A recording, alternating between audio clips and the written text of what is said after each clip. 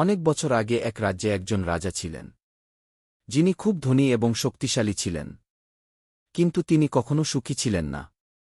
রাজ্যের সমস্ত কিছু তার অধীনে থাকলেও মন ছিল অস্থির। একদিন রাজা জানালা দিয়ে তাকিয়ে দেখলেন, এক ফকির গাছের নিচে বসে ফল খাচ্ছে আর হাসছে। রাজা অবাক হলেন, এই দরিদ্র মানুষটা কিভাবে এত খুশি? রাজা ফকিরকে ডেকে পাঠালেন এবং জিজ্ঞেস করলেন, তুমি তো অনেক গরিব, তবুও এত আনন্দিত কেন? ফকির উত্তর দিল, হে রাজা, আমি যা পাই তা নিয়েই সন্তুষ্ট। আল্লাহ আমাকে প্রতিদিন যা দেন তাই আমার জন্য যথেষ্ট।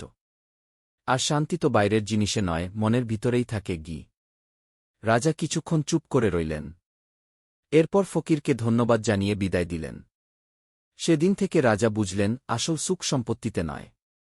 প্রিয় দর্শক, গল্পটি কেমন লাগল